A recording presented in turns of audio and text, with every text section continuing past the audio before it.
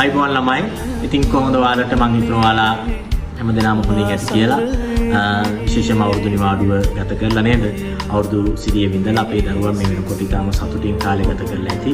ඔයාලා ඔලෙල් විභාගෙ ලියලා ඉවරයි. දැන් හැබැයි ඊළඟට තියෙන අපේ ඊළඟ කඩේම තමයි දරුවනේ උසස් පෙළ. උසස් පෙළට ඔයා කොමර්ස් කරන දරුවෙක් නම් හැබැයි මගේ සබ්ජෙක්ට් එක ආර්ට්ස් කරන දරුවෙක් වුණත් කරන්න හැකියාව තියෙනවා. මොකද්ද ආර්ථික විද්‍යාව එහෙම නැත්නම් ඉකෝන්. ඔයා ඉකෝන් සබ්ජෙක්ට් එක තෝරගත්ත දරුවෙක් නම් ඔයාට දිවයිනේ පැවැත්වෙන විශිෂ්ටතම ආර්ථික විද්‍යා පන්තිය උන් අපි ආරම්භ කරන්න සිදු කටයුතු සූදානම් කරලා තියෙනවා.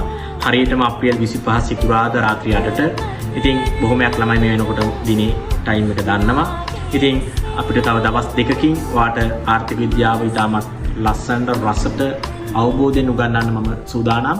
ඉතින් නැවත වරක් මතක් කරනවා හරියටම දිනේ අප්‍රේල් 25 සිකුරාදා රාත්‍රී 8ට ඇවිල්ලා මේ පන්තියේ වෙනස වටහා ගන්න. ඔයා අනිවාර්යෙන් පළවෙනි දවසේම ආර්ථික විද්‍යාව විෂයට ආදරය කරන දරුවෙක් බවට පත් වේවි. ඒක රසට උගන්වන්න මම සූදානම්. එහෙනම් අපි හරියටම සිකුරාදා රාත්‍රී 8ට හම්බෙමු. මම ඔයාලගේ උසස් පෙළ ආර්ථික විද්‍යා දේශක සංගීත් මදුෂා. අයිබෝවන්.